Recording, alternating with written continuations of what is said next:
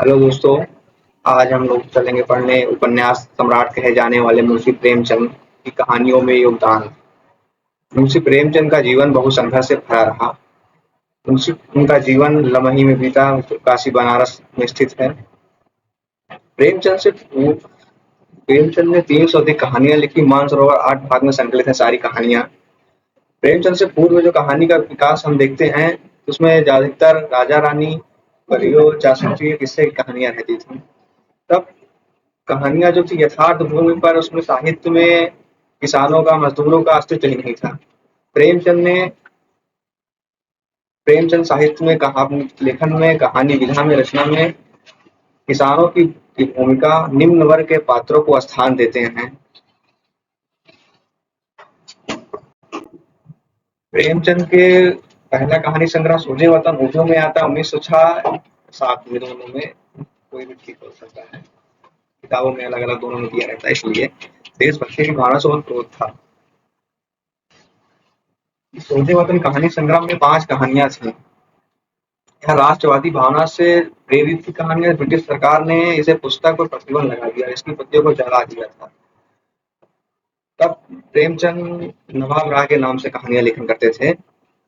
जब उनकी पुस्तक सोजे वतन को प्रतिबंध लगाया सरकार ने, तो उन्होंने उनके मित्रों ने उन्हें सलाह दी कि हिंदी में अब प्रेमचंद के नाम, तभी से प्रेमचंद ने प्रेमचंद के नाम से लेखन शुरू किया। क्या राष्ट्र प्रेस इतना ओतप्रोत थी कि एक में एक बहुत फेमस कहते हैं, खून का वह आखिरी कतरा जो वतन की हिफाजत में गिरे दुनिया का सबसे अनमोल रतन है।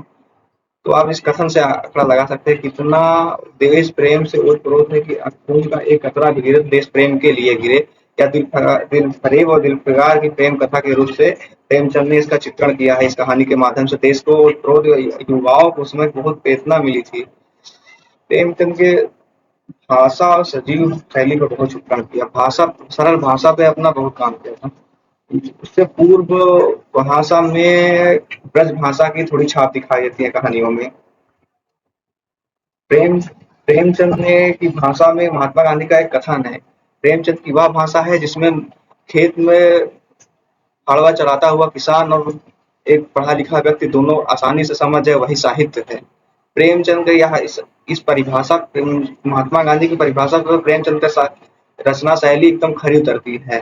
प्रेमचंद एकदम सहज सरल स्वभाव की शैली पर प्रयोग करते हैं, आम जन मानस की शैली पर गांव शहरी पात्रों के रूप से चित्रण करते हैं। जिस प्रकार गांव का पात्र गांव के रूप में भाषा का चित्रण होता है, यह प्रेमचंद की कहानियों उपन्यासों में स्पष्ट के रूप से दिखाई देता है। प्रेमचंद आदर्श मुक्त यथार्थवाद की ओर अग्रसर हैं। उसमें उनके प्रेमचंद केवल समस्याओं को दिखाते ही नहीं, वह अपनी कहानी के अंतता में उस समस्या का हल भी देने का प्रयास करते हैं। क्योंकि 1916 में प्रेम पंच परमेश्वर का है, न्याय, सत्य और व्यवस्था पर लिखी गई है। जो अलगू चौधरी और जुम्मन शेख, दो मित्रों की कहानी और बूढ़ी काकी की कहानी है। एक कथन उसमें है फेमस, क्या बिगाड़ के बाद से ईमान की बात ना कहोगे।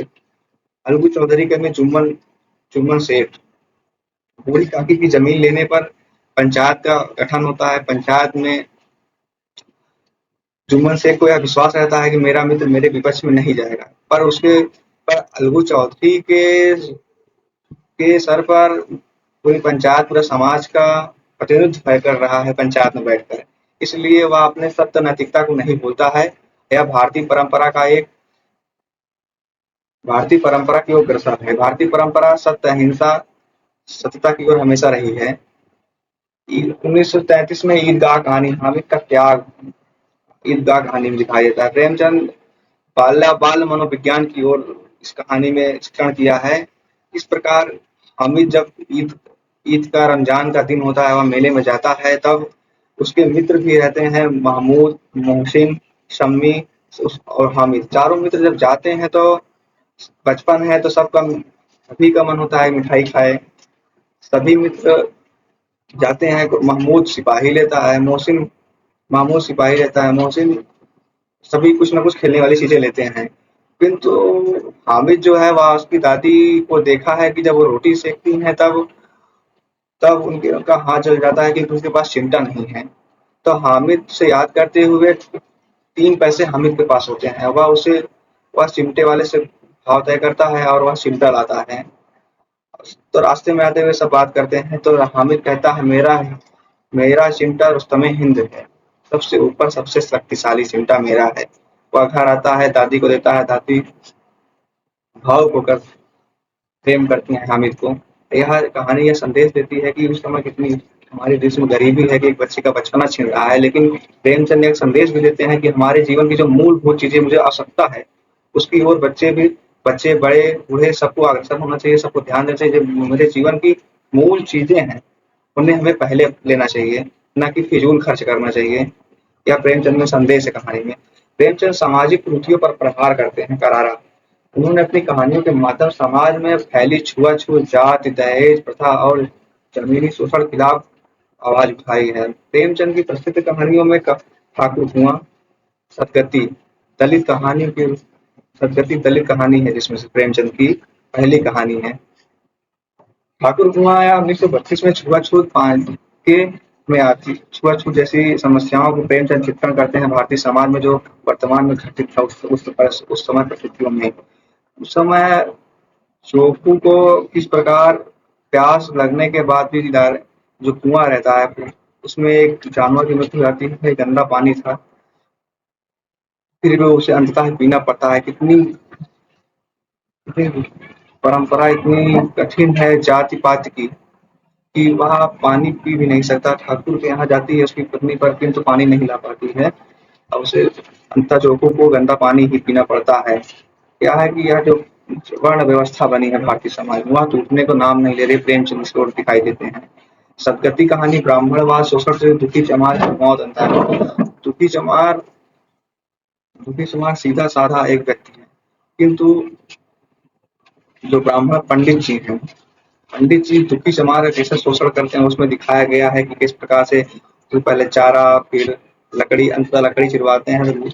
जो लकड़ी चिरवाते हैं तो उसमें एक गांठ आ जाती है, तो गांठ को तोड़ने तोड़ते काटते दुखी चमार की मृत्यु हो जाती है, किंतु गांठ वहां नहीं छूटती। तो गांठ का प्रेमचंद क्या उद्देश्य देना चाहते हैं? गांठ का ये उद्देश्य देना चाहते हैं प्रेमचंद कि वह जो गांठ है, मतलब वह जो परंपरा है, ब्राह्मणवाद है, वो खत्म होने वाला नहीं है। किस प्रकार ब्राह्मण शोषण करता आया है और शोषण कर रहा है, यह प्रेमचंद दिखाते हैं। यथार्थवाद प्रेमचंद आते-आते 1930 के बाद घोर यथार्थवादी हो जाते हैं। प्रेमचंद के शुरुआत में जो कहानियाँ आती हैं आदर्शोन्मुख यथार्थवादी रहते हैं, किंतु धीरे-धीरे प्रेमचंद 1930 फिर घोर यथार्थवादी और अंत के एक उपन्यास गोदान आता है, उसमें घोर यथार्थवादी प्रेमचंद हो जाते हैं। प्रेमचंद की कहानी कफन 1936 में, गरीब पीछे गरीब पपूस की रात 1930 में। कफन में किस प्रकार घीसू और माधव की दुर्गति वह कितना संवेदना मर जाने की त्रासदी है, वह प्रेमचंद दिखाते हैं। विष्णु और माधव का ऐसा जीवन है कि वह पूर्ण रूप से कभी खा ही नहीं पाते खाना। एक बार वह चर्चा करते हैं कि किसी ठाकुर के यहाँ हम पेट भर खाए थे। यहाँ भारत एवं गरीबी की ओर प्रेमचंद दिखाते हैं कि देश इतना गरीब और इतना शोषण है कि दलित का कि वह पेट भरने लायक भी कभी नहीं पा रहा है। इतना शोषण है, मजदूरी करने पर भी उससे पेट भर नहीं पा रहा है। या गरीबी भारत को दिखाते हैं प्रेमचंद। किस प्रकार एक परंपरा चलती है, परंपरा वह प्रेमचंद दिखा और माधव के माधव जब उसकी पत्नी का देहांत हो जाता है तो कफन की बारी आती है, तो गांव भर मिलकर उस कफन के लिए जो पैसा इकट्ठा करते हैं, वह ऋषि और माधव जब जाते हैं बाजार में लेने कफन, तब तब वहां वह ताड़ी दारू मछली खाकर चले आते। तब पूछता है माधव विशु अब क्या होगा, तो कहते हैं कि फिर वही ब्राह्मण लोग, वही सब लोग देंगे जो पहले जो अभी तक दिए हैं, वही उस कथन की व्यवस्था करेंगे। मतलब वह जो परंपरा है वह परंपरा नहीं टूटेगी। जो शोषण की परंपरा है, जो जाति पात छुआछूत की परंपरा है, वह कभी नहीं टूटने वाली है। प्रेमचंद की कहानी पूस की रात 1930 में आती है। गरीब किसान सोच हल्की की मजबूरी और ठंड से संघर्ष, उसमें एक किसान का कितना संघर्ष है या प्रेमचंद दिखाते हैं। प्रेमचंद की यह कहानी उर्दू में भी प्रकाशित होती है, उर्दू में और हिंदी में। इनका हिंदी में जो कहानी है उसमें जो स्त्री है उसे विद्रोही के रूप में दिखाया गया है। और पूस की रात हिंदी कहानी में उसका थोड़ा दृश्य कम कर दिया गया है। पूस की रात में हल्कू किसान वह उसकी फसल लहलहा रही है, लहरा रही है। वह ठंड कड़ाके की ठंड है, उसका जो जो कुत्ता है और छपरा दोनों साथ मिल जाते हैं खेत ताकने। इतनी ठंड है कड़ाके की कि वह सहन नहीं कर पा रहे हैं क्योंकि उनके पास इतनी गरीबी है कि कंबल नहीं। यह गरीबी भारत की दिखाते हैं प्रेमचंद। और चौधरी चौधरी को क्या अपनी लगान से मतलब है, अपनी खेती में जितनी हिस्सेदारी है हिस्सेदारी से मतलब है। उनसे ये मतलब नहीं है किसान क्या स्थिति है, किसान कुछ पाया या नहीं पाया, उससे उनसे मतलब नहीं है। उनकी जो परंपरा है शोषण की, वो परंपरा चली आनी चाहिए, उसके लिए वो अग्रसर हैं। दावे के साथ उनके की उनकी शक्ति है, साधन है, संपत्ति है, गरीब के पास कुछ नहीं। तो आप प्रेमचंद दिखाते हैं तो जब चार पत्ते बटोरते हैं तब रखते हैं, आग जलती है, फिर अंदर आग बुझ जाती है, फिर सो जाते हैं ये लोग, हल्कू सो जाता है। फिर रात में आती हैं नील गायें और सारा खेत चर डालती हैं। सुबह उठता है तो पूछता है अब क्या होगा, क्या क्या होगा, कुछ नहीं होगा। अब आराम से सोएंगे, कम से कम खाएंगे। इस इस ठंड में तो रात में तो आना तो नहीं पड़ेगा। या प्रेमचंद या हल्कू के माध्यम से आप बताना चाहते हैं कि या जो किसान है कितना शोषण है, इसे जब किसानी छोड़ देनी चाहिए और कहीं जाके मजदूरी करनी चाहिए, एक अच्छा जीवन जीना चाहिए।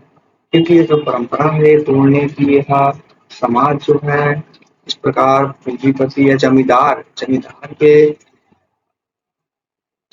के रूप इतना इस रूप से बांधा है या बांधा गया है कि यह जो गरीब है उस कुंडली से बाहर निकल ही नहीं पा रहा है। वह प्रेमचंद दिखाते हैं। थैंक यू दोस्तों। जो कमियां रह गई हों वो शेयर करिए, हम उसमें सुधार करेंगे। लाइक और सब्सक्राइब कर दीजिए चैनल को और प्रमोट करिए। धन्यवाद।